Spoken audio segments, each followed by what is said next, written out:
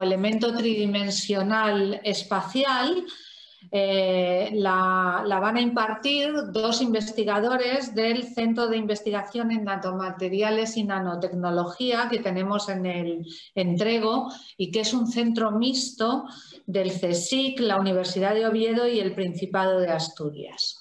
Y tendremos a dos ponentes que participarán, ellos verán de qué manera, creo que empezará Julio y luego continuará Luis Andrés. Y os voy a presentar brevemente a las dos personas que nos van a ilustrar hoy sobre la holografía. Julio Ruiz, los dos tienen una formación, como veréis ahora, muy diferente. Julio es licenciado en Bellas Artes por la Universidad Politécnica de Valencia y obtuvo una beca Fulbright que le permitió estudiar en Estados Unidos distintas técnicas holográficas. Paralelamente a esos estudios artísticos, desde principios de los años 80, está muy ligado al Departamento de Física Aplicada de la Universidad de Alicante y muy especialmente a su director de tesis, José Antonio Quintana, que fue el primer español en realizar un holograma en 1969.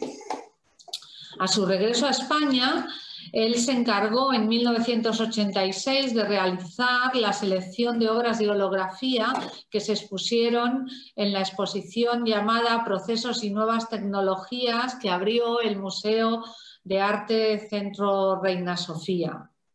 Durante la exposición del 92 también realizó funciones de comisarios en diversos países, incluso en el pabellón de España de esa exposición. Y a finales de los 90 participa como asesor en la Fábrica Nacional de Moneda y Timbre, que ya nos contará luego que es una de las aplicaciones de los hologramas en seguridad.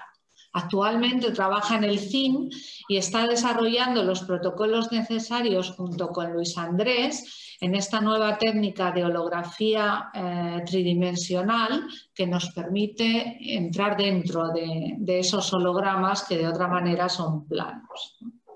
Y nuestro segundo ponente es Luis Andrés Menéndez, como os decía, con una formación muy diferente. Él es doctor en Ingeniería Química y durante muchos años ejerció de investigador en diversos proyectos relacionados con tecnología de membranas en el Departamento de Ingeniería Química de la Universidad de Oviedo.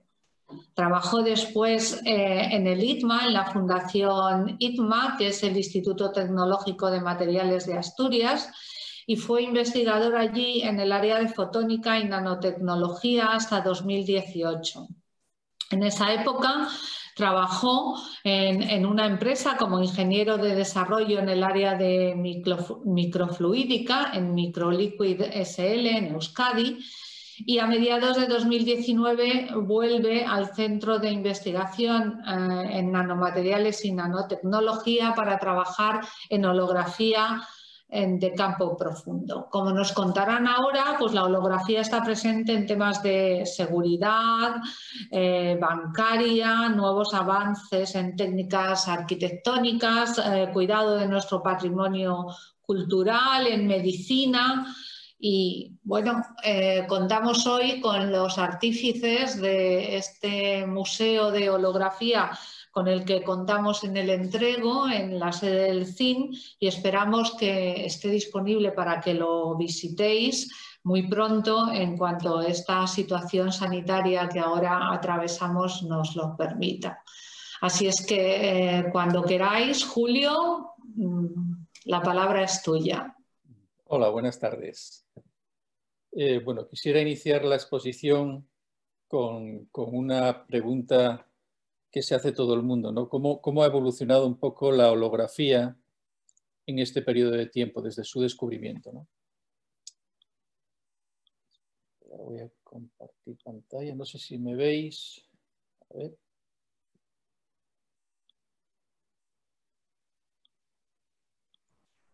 Te vemos. ¿Veis la pantalla lo que estoy poniendo? Sí.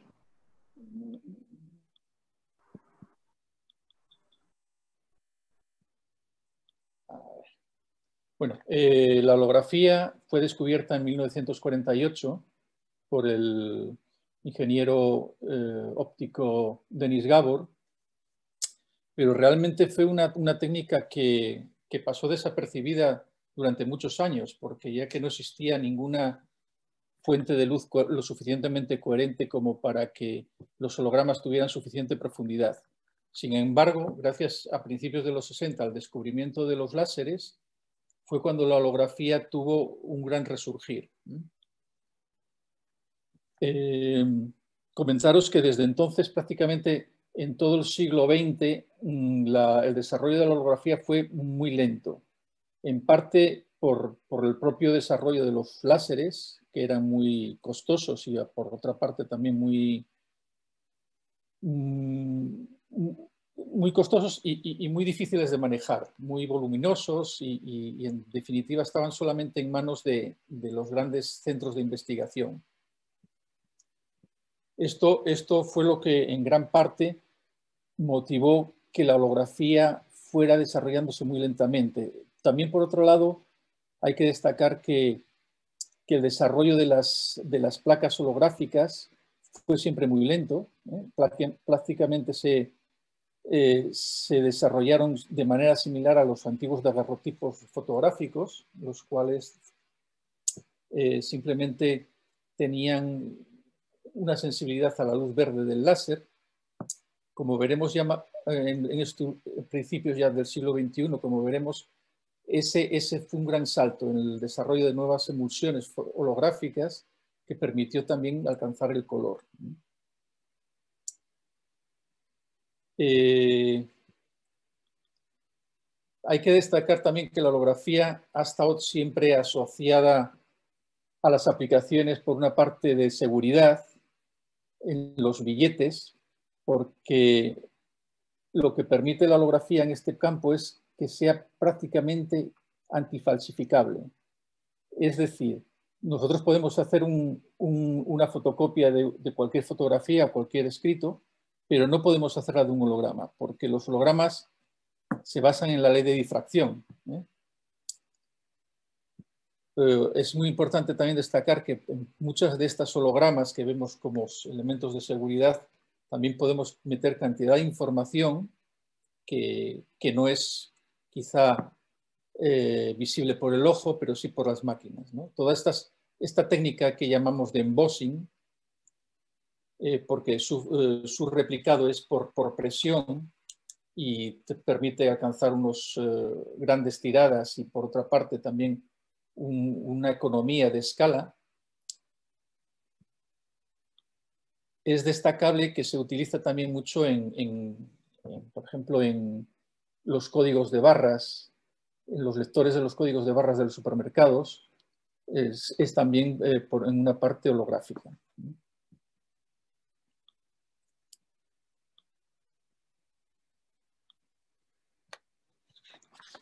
Luego hay un apartado que nosotros también le damos bastante importancia en cuanto a las aplicaciones de la holografía, que es cómo los artistas utilizaron esta herramienta como un elemento de expresión.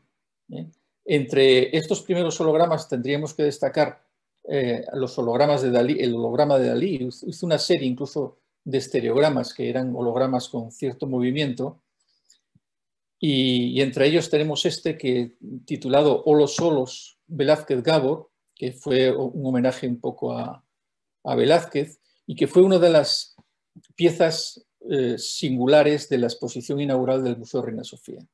Como vemos, podemos apreciar cómo cada artista tiene su propia personalidad, ¿no?, en todos estos hologramas. Desafortunadamente, hay que decir que la comunidad holográfica artística es muy pequeña tanto a nivel internacional como España, por supuesto. En parte porque los artistas no tienen acceso a estos equipos tan sofisticados y caros, y por otro lado porque necesitan unos conocimientos mínimos de la física para poder sacarle un partido a la tecnología. De hecho, los primeros hologramas que se realizaron fueron un poco el binomio entre los físicos o ingenieros ópticos unidos con los artistas. Bueno, aquí estamos viendo algunas de las piezas que tenemos en el museo, concretamente esta de la manzana es de los primeros hologramas con distintos colores. Esto es de un artista canadiense, Mary Harman. Como vemos, No la hay vemos, diferentes tecnologías. Julio. ¿Sí? No vemos la manzana. Ah, vale.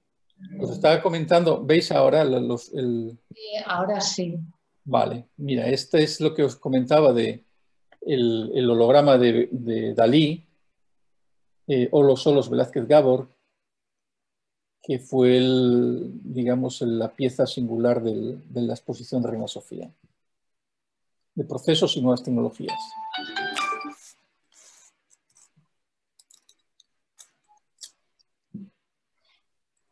Como veis, cada artista es un mundo, ¿no? Todos tienen su propia personalidad. Este concretamente es de Setsuko Ichi, una japonesa.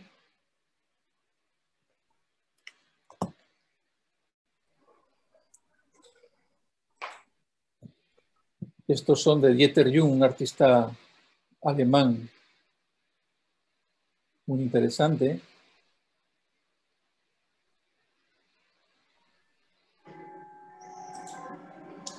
Estos hologramas son todos hologramas. Este holograma es de la primera artista que mezclaba pintura con holografía. La primera artista en holografía, Margaret Benyon. Y este es el de Lon Moore, el de la manzana, que fue el primer holograma con diferentes colores. Esta es de una artista americana. Y esta canadiense, Mary Harman, que mezcla objetos reales con los hologramas.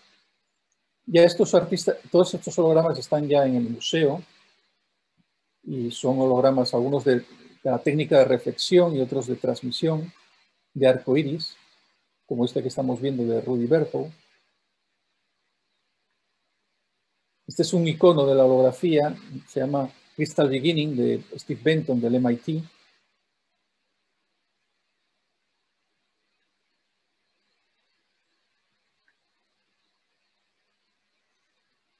El Setsuko Ichi.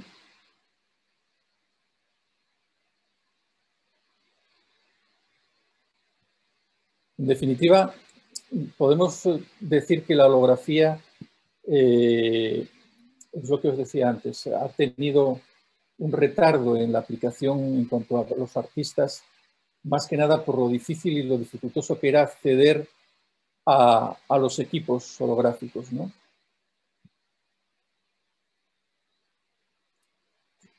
También comentaros que, sobre todo ya entrado el siglo XXI, han aparecido cantidad de tecnologías que llaman proyecciones holográficas, pero que no tienen nada que ver con la holografía. Son realmente proyecciones planas sobre unos soportes semitransparentes, como esto que estamos viendo ahora aquí, o incluso sobre unos films con una cierta inclinación. Y últimamente se están llamando proyecciones holográficas, también esto de las pirámides, pero no tienen nada que ver con la holografía, aunque ya en el mundo de los hológrafos ya ha aceptado de que hemos perdido la batalla y que ya está aceptada la palabra holografía aplicada a otras tecnologías que no tienen nada que ver con los hologramas. Pero bueno, realmente las características de un holograma, todas estas tecnologías no la tienen. Hay que destacar que en un holograma, una de sus características más singulares, aparte de que tenemos una sensación similar a la visión, la percepción que tenemos del mundo real, es similar cuando vemos un holograma, está toda la información tridimensional en un plano bidimensional. Otra de las características que tiene un holograma es que tú, si lo rompes, de cada trocito del holograma podríamos ver la imagen completa que está en ese holograma, no una parte. Tendríamos que verlo como si fuera una mirilla de una puerta, ¿no? Que nos acercamos y podemos ver toda la habitación. Pero mira, esto también se denomina holograma, pero como veis, nada tiene que ver con los hologramas. No obstante, es prácticamente esto que estáis viendo aquí también lo llamaban holograma, pero no deja de ser más que la técnica de realidad aumentada.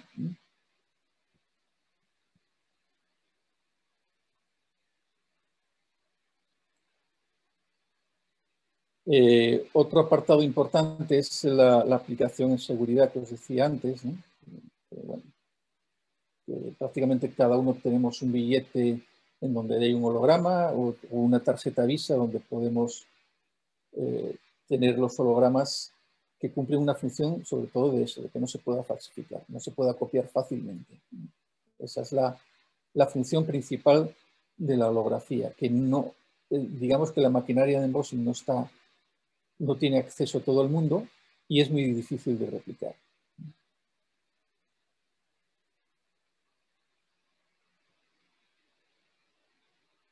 En cuanto a nuestro museo holográfico, ha sido el resultado en parte de un trabajo de muchos años que se inició con un proyecto que se llamaba Imaginarte, realizado casi en su totalidad en el Museo Arqueológico Nacional y luego consecutivamente en diferentes museos, sobre todo de Andalucía, que implicaba el registro de piezas íberas. También lo que realizamos en este proyecto fue para el Ministerio de Cultura, en la página España es Cultura, todas las visitas virtuales a alta calidad de monumentos como la Alhambra, la Giralda, bueno, monumentos emblemáticos del patrimonio español. Y en este proyecto aprovechamos para hacer los primeros hologramas digitales a color, partiendo de tomas fotográficas, ¿no? Como vemos estos, ¿no? Estos hologramas alcanzan la medida de hasta 1,5 metros por 1 metro y son piezas verdaderamente espectaculares.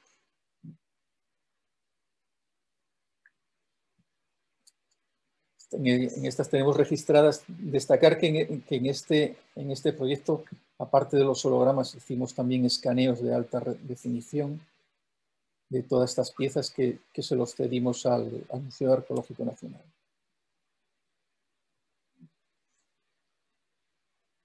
Lo que nos permite la holografía digital, el salto cualitativo de la holografía digital es el color, ¿no? El color y el poder trabajar también con luz ambiente, que no estamos supeditados a tener que trabajar como con estos hologramas analógicos clásicos, que siempre tenemos que trabajar en total oscuridad, con una luz de seguridad para no velar las placas, pero como veis, la definición que tienen estos hologramas es espectacular. Alcanzan hasta los 10.000 líneas por milímetro.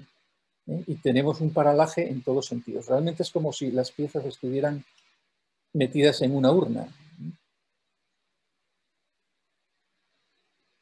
Comentar que esta tecnología es aplicable también para luego ver defectos de las piezas, de manera que podemos comparar la imagen holográfica con la imagen real y ver si ha tenido algún tipo de deterioro a nivel de nanómetros. Podemos ver los defectos. Esta pieza es una pieza singular titulada La Dama de Ibiza, del Museo Arqueológico Nacional.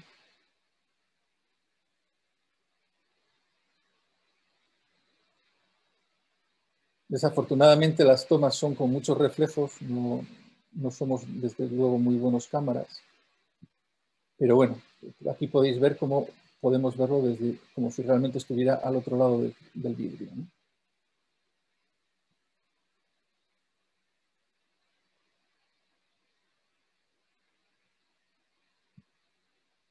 Y luego, en cuanto al futuro de la holografía, es importante destacar que aquí se van a mezclar diferentes tecnologías. Yo como veo el futuro es, sobre todo en el campo de la televisión holográfica, televisión 3D, sin necesidad de gafas, con visión estereoscópica, que hay distintos departamentos de investigación en diferentes países trabajando en esa línea.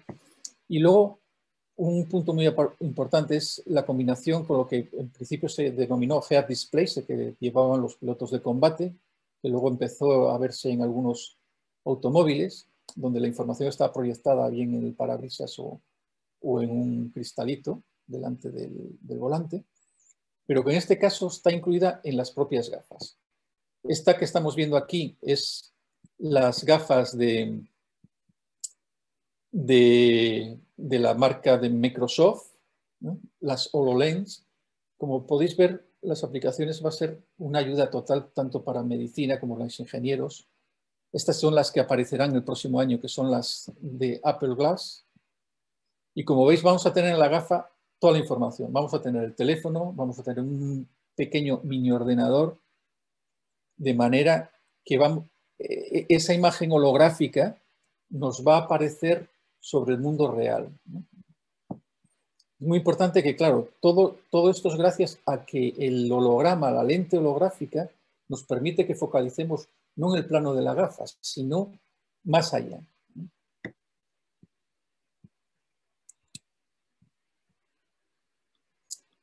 Y finalmente, un poco en la línea que estamos trabajando últimamente, Luis Andrés y yo, es en los hologramas de campo profundo. Digamos que este fue un salto cualitativo en cuanto a la aplicación de la holografía, ya que somos de momento el único equipo que está trabajando en esta tecnología a nivel internacional. Y esta tecnología nos permite almacenar en un plano bidimensional espacios realmente profundos, ¿no? Hemos hecho desde cuevas, o en este caso, como estamos viendo, un monumento románico, Santa Cristina de Elena, de manera que nos permite llevar a cualquier lugar del mundo la misma sensación de que se nos estuviéramos viendo ese espacio a través de una ventana. Aquí podemos verlo cómo mantiene Luis el vidrio, y poco a poco nos va a aparecer la imagen, pero que no es una imagen suscrita solamente a ese perímetro del vidrio, sino que podemos asomarnos a ese vidrio y verlo desde diferentes ángulos, ¿no? Y lo que os decía antes, si ese vidrio se rompiera, de cada trocito, si nos asomáramos, podríamos ver toda la estancia, ¿no? Sin ninguna pérdida de calidad. Este es un holograma que hicimos. Este fue de los primeros hologramas mientras estábamos todavía en el INCAR, ya que los primeros ensayos que hicimos fue en los propios sótanos del INCAR, en los pasillos del INCAR, fue donde comprobamos que esta técnica era viable. Posteriormente pasamos a la cueva de Tito Bustillo, donde realizamos estos hologramas. Bueno, hay una serie de ellos, este es uno del panel central. Y como os decía, una de las características de la holografía es que tú puedes estar integrado en ella, ¿no?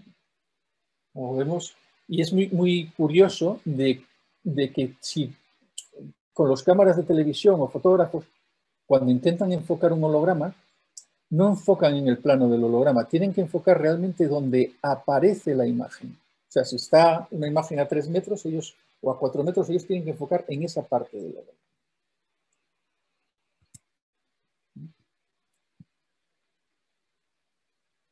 Bueno, si tenéis alguna pregunta. ¿Sí? Hola. Estamos teniendo un problema técnico y no conseguimos que Luis Andrés tenga imagen. Así es que si te parece bien, te voy haciendo alguna pregunta. De acuerdo. Mientras tratamos de solucionar ese problema técnico y si no, pues igual puedes poner tú la presentación de Luis Andrés y tratamos de llamarle por teléfono y que la cuente a través del teléfono. ¿O la cuentas tú? Bueno. Sí, me decís. Porque él ha intentado solucionar por varios procedimientos el problema, pero no funciona. A mí me han surgido alguna pregunta, ¿no? Mientras te escuchaba, y una de ellas es, naturalmente los láseres cada vez se abaratan más, ¿no? Son más más asequibles, y es posible pensar cuando tú hablas de temas de seguridad y que era, bueno, el principal motivo era dificultar la falsificación de esos hologramas.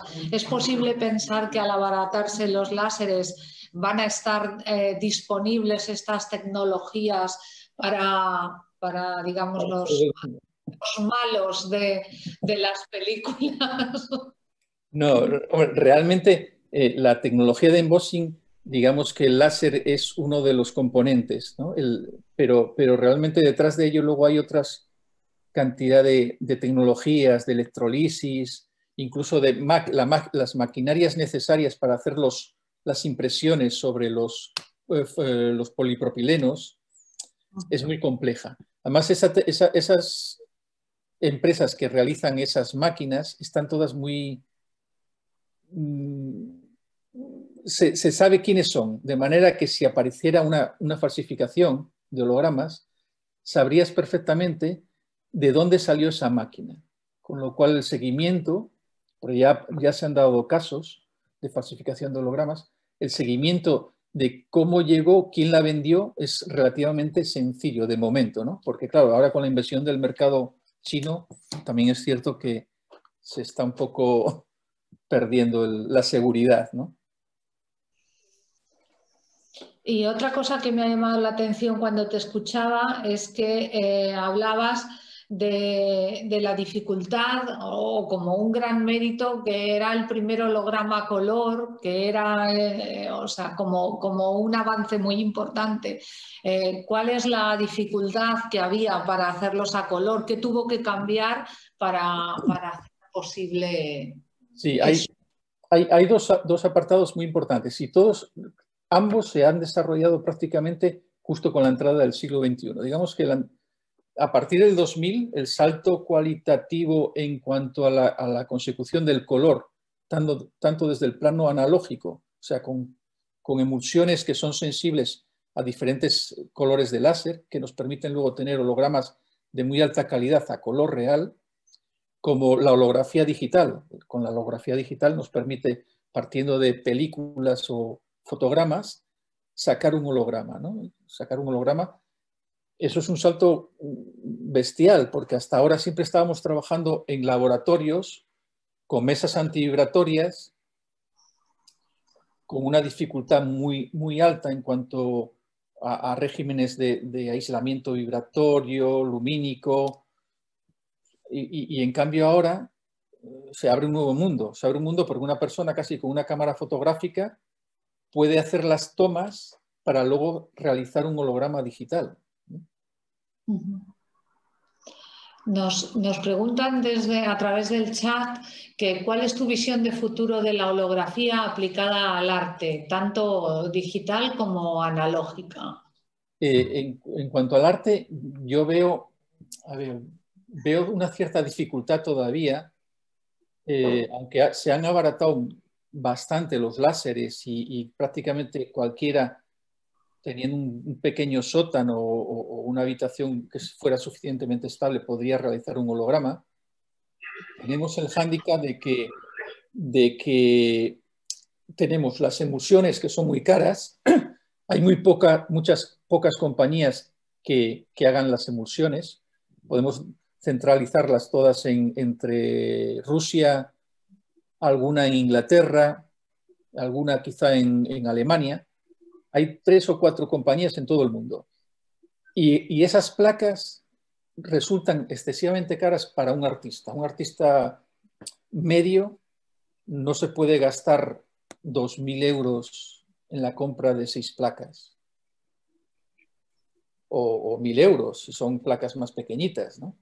Entonces, digamos que eso es un gran hándicap de momento. Precisamente, tanto Luis Andrés como yo, y sobre todo él principalmente, estamos ahora intentando desarrollar nuestras propias placas para no tener esa dependencia de compañías externas, ¿no?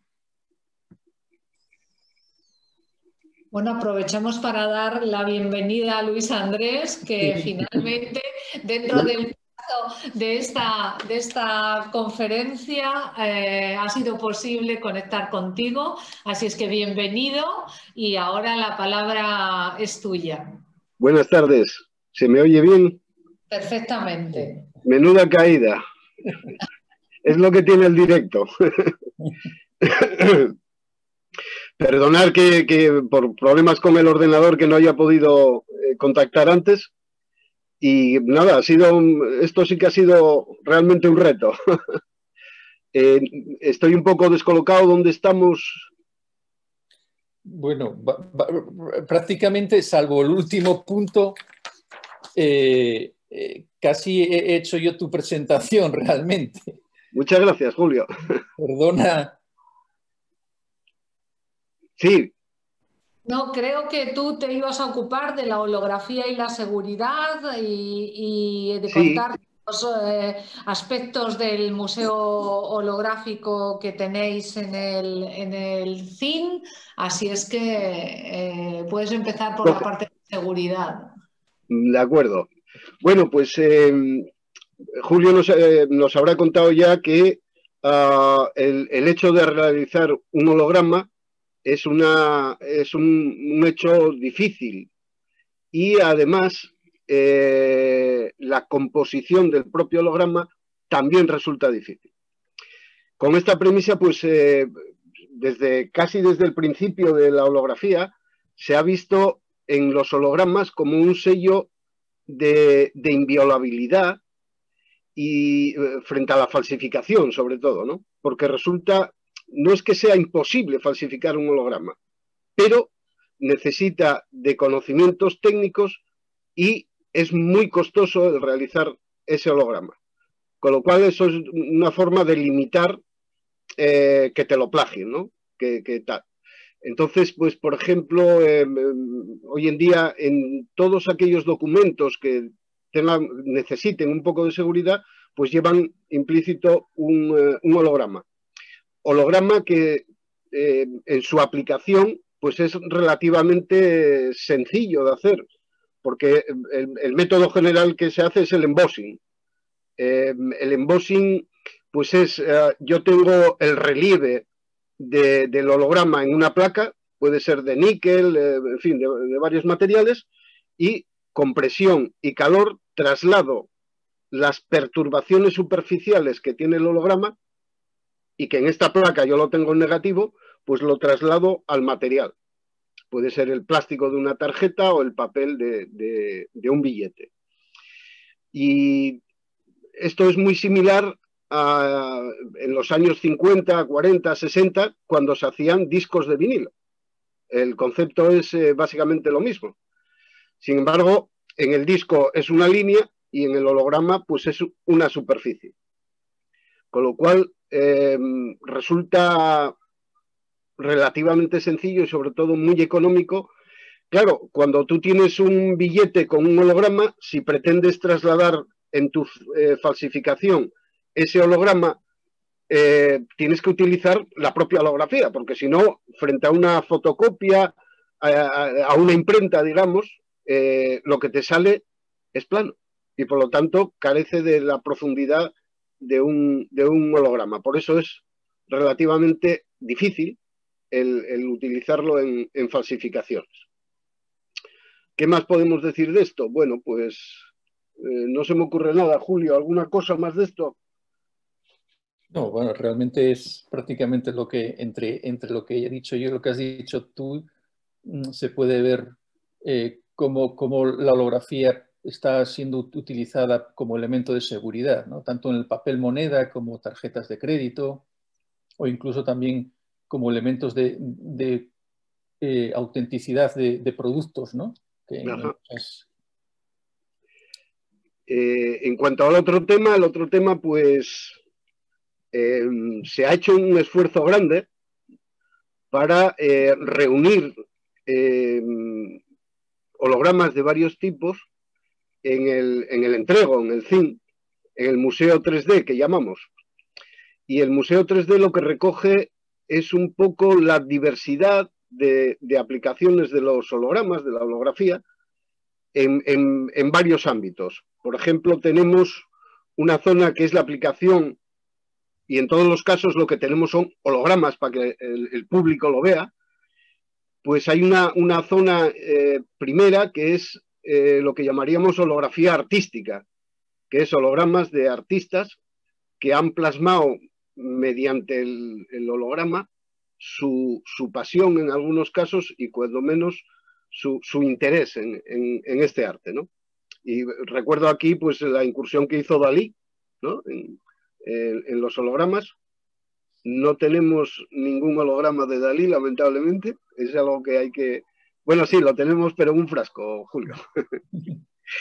Esa sería una primera parte de holografía artística. Hay otra segunda parte de holografía aplicada al patrimonio nacional.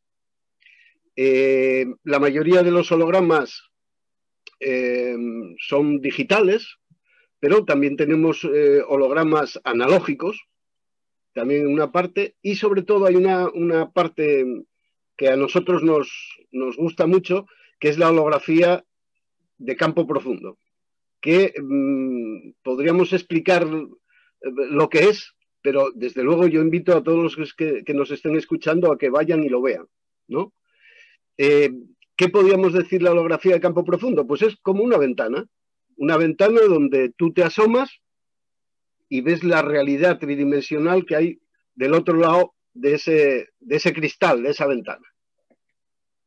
¿Ibas a decir algo, Julio? No, muy correcto. Bien.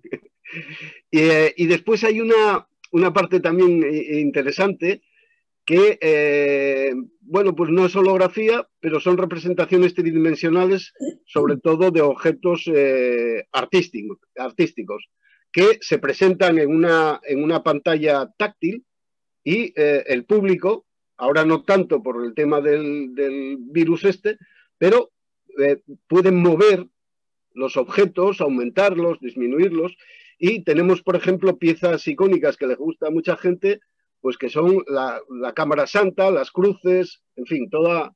Desde aquí vuelvo a invitar, ¿no? Que además es gratis, que se puede entrar con toda tranquilidad, nos llamáis y nosotros os enseñamos toda esta muestra de hologramas, ¿no? Y efectivamente estamos intentando realizar nosotros las placas de holografía, que es una parte importante de toda la cadena de producción de un holograma y que ahora mismo pues están disparados de precio y en algunos casos pues de calidad, ¿no? Y no sé si yo tenía por aquí un vídeo que lo habíamos preparado. ¿Lo has pasado ya, Julio? Sí, no. Sí. Ya lo has pasado. Sí. O sea, ya lo han visto. Bien. Pues nada, aquí estamos a lo que nos digáis. Luis Andrés, yo me gustaría preguntarte alguna cosa. Por ejemplo, claro, sobre todo en temas de investigación, me surge la cuestión si la holografía se convertirá en una herramienta que nos pueda permitir avances hasta ahora no contemplados, por ejemplo en medicina o en algunas áreas científicas donde pueda representar bueno, un salto cualitativo o cuantitativo, ¿no? Claro. A ver, la holografía es una ciencia joven. Es una ciencia que tiene 60 años, una cosa así. Y lo que estamos manejando ahora en holografía, digamos en todo el mundo, lo que se está manejando en holografía, dentro de unos años, no sabemos cuántos, quedará pequeño. Y entonces, o sea, el concepto es, yo tengo aquí un holograma plano, por ejemplo, y con este plano puedo vislumbrar hasta la parte de atrás de la imagen, para entendernos, ¿no? O sea, puedo girarlo, puedo, no solo en la holografía analógica, sino también en la digital, y claro, según vaya pasando el tiempo, pues se irán encontrando no solo nuevas aplicaciones, sino nuevos principios de la holografía. Es curioso que la holografía en principio y conceptualmente, se hace la holografía clásica, ¿verdad? Se hace sobre un cristal que tiene una emulsión de gelatina, básicamente. Creo que no hay comercializado ningún otro tipo de placas holográficas que no sean de emulsión de gelatina. Después hablaremos un poco del soporte plástico, ¿no? Que también hay ahí un gran avance. Bien, pues estas holografías que estamos utilizando ahora mismo, estas placas, son prácticamente conceptualmente las mismas que se estaban utilizando hace unos años en los daguerrotipos. O sea, conceptualmente es lo mismo. Se ha mejorado en la química de la película, se ha mejorado en el conocimiento y en el manejo de la gelatina, pero básicamente, conceptualmente, es lo mismo. Bien es cierto que en los últimos años se ha empezado a utilizar como soporte pues polímeros, plásticos, ¿verdad? Y que además el concepto de la gelatina se pierde y aparecen nuevos plásticos que llevan incorporados pigmentos y fotocromos que hacen que la película sea distinta, pero esto es un avance de los últimos años y eso tendrá que ir a más. Tendrá que ir a más, pues por ejemplo, mejorando los tipos de presentación de un holograma, mejorando la calidad intrínseca de la propia película, del propio holograma. En fin, las posibilidades ahora mismo son infinitas y yo creo que estamos empezando en esto. O sea, estamos empezando en la holografía, ¿no? Con lo cual, lo que queda es desarrollo. No solo aplicado a la medicina, sino a la ingeniería, ¿no? En general, a cualquier ámbito de la técnica. Yo recuerdo que, y esto ya es una anécdota, ¿no? Que el primer contacto que tuve con la holografía era un chavalín.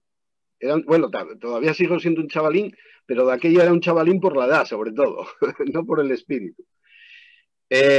Acababa de acabar la carrera, yo creo, en fin, años 70, finales de los 70, principios de los 80, y un profesor francés de Toulouse, de Paul Sabatier, pues estuvo por allí por el departamento y estuvimos hablando de lo que en aquel momento era puntero. Estaban utilizando la holografía para medir coeficientes de difusión de sales en agua. Aquello me pareció, o sea, ciencia ficción, porque nos contaba lo que Julio antes, hace un momento contaba, ¿no? Que habían tenido que trasladar al sótano todo el equipamiento, mesa de tal, todos los sistemas ópticos para poder registrar los cambios de concentración para medir aquellos coeficientes que hasta entonces no se sabía con certeza su valor. ¿Por qué? Pues porque para medirlos había que medir e interactuar con el sistema, mientras que con el método holográfico realmente no tocabas el sistema. El sistema iba a su aire difundiéndose pues en el agua y no lo tocabas con nada. No había una sonda que midiese concentraciones ni nada. Simplemente lo acariciabas con un rayo láser, expandido, eso sí. Desde aquella época hasta hoy, pues la cosa ha cambiado totalmente. Hoy en día se utilizan sistemas láser para medir pues la consistencia de puentes, de estructuras civiles, y siempre basado en la propia holografía, ¿no? Pues tenemos una pregunta que a lo mejor plantea una nueva posibilidad para los hologramas y nos preguntan si hay un proyecto para conservar holográficamente o en 3D muestras de fauna o flora que se encuentren en peligro. Muy interesante, pero... ¿Cómo veríais esa aproximación, ¿no? Nosotros ahora estamos dedicando mucho tiempo al tema de la holografía de campo profundo. Pero me alegra este comentario porque a lo mejor hay que empezar a hacer algo en este sentido, ¿no? De materiales biológicos que puedan ser holografiados. En principio, yo creo que es ponerse a ello, ¿no? Julio, sí, hombre, ¿cómo lo ves? Hombre, yo lo que veo claro que con la aplicación y el uso de la tecnología de holografía digital podría ser factible, porque si no, de otra manera, tendríamos que llevar los elementos al laboratorio para trabajar a oscuras. Ese Pero sería con la un problema. holografía digital y con las nuevas cámaras fotográficas de alta definición, yo creo que se podría plantear poder utilizar esa tecnología en ese campo. Hombre, tendría un buen interés porque hay cantidad, incluso aquí en Asturias, ¿verdad?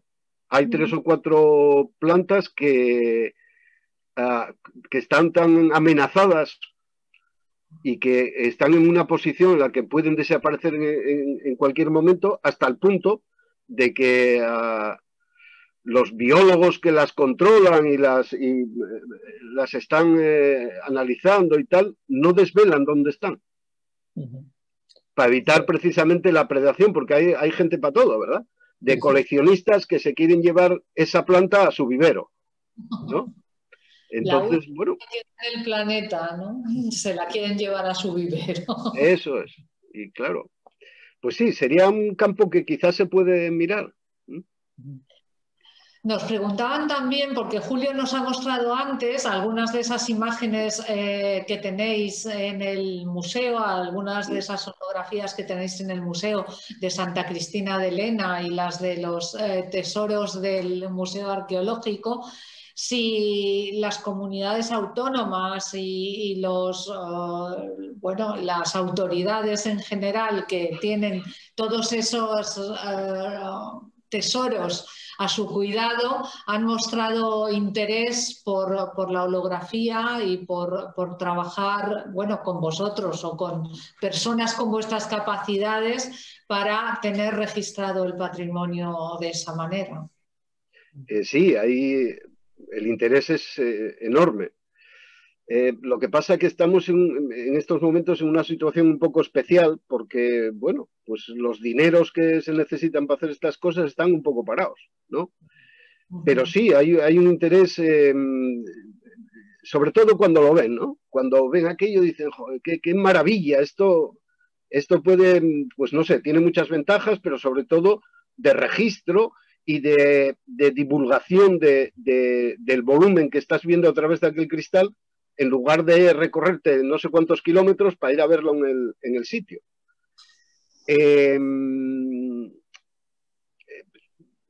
Yo pediría hacer una colecta entre todos los que estamos aquí para poder seguir trabajando, ¿no? Porque los dineros, hay mucho interés, pero sí que es cierto que los dineros, pues, en esta situación son pocos, ¿no? Pero bueno, realmente hay apoyos, y apoyos fuertes, por parte de la administración, ¿no? Y desafortunadamente hemos cogido un tiempo, justo cuando hemos desarrollado esta tecnología, que es muy difícil para... Si bien todo el mundo que lo ve le parece increíble, incluso expertos, una demostración que se hizo en San Petersburgo de esta tecnología, realmente entre los expertos de holografía llamó mucho la atención, pero desafortunadamente nos han acogido muy malos tiempos en estos momentos, ¿no? De cualquier forma, y no sé si lo habrá dicho ya Julio, estamos intentando holografiar la galería de una mina de carbón. Tenemos ahí un proyecto que a ver si conseguimos fondos para él, ¿no? De hecho, ya hemos bajado la mina a pesar de la edad, pero ahí como 2 campeones, Julio y yo, bajando a la mina y por la Jota, que es un conducto estrecho que baja 100 metros, bueno, 3 días de agujetas nada más. Bueno, no pasó nada.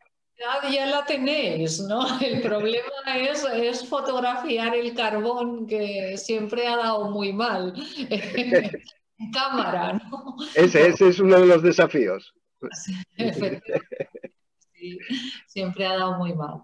Bueno, pues os agradecemos mucho. Si no queréis comentar alguna cosa más, os hemos transmitido las preguntas que nos han llegado y os agradecemos mucho vuestra presencia hoy aquí, participando en este programa CSIC Otoño Asturias, que finalmente hemos conseguido hacer satisfactoriamente, pese a los problemas técnicos que hemos tenido al principio. Y me gustaría recordaros que el próximo día 3 tenemos la siguiente charla dentro de este programa y tiene mucho que ver o tiene algo que ver con el tema que tratábamos hoy porque va de arqueología y trataremos sobre la fábrica de tabacos de Gijón, que es una ventana también abierta desde tiempos romanos hasta la actualidad.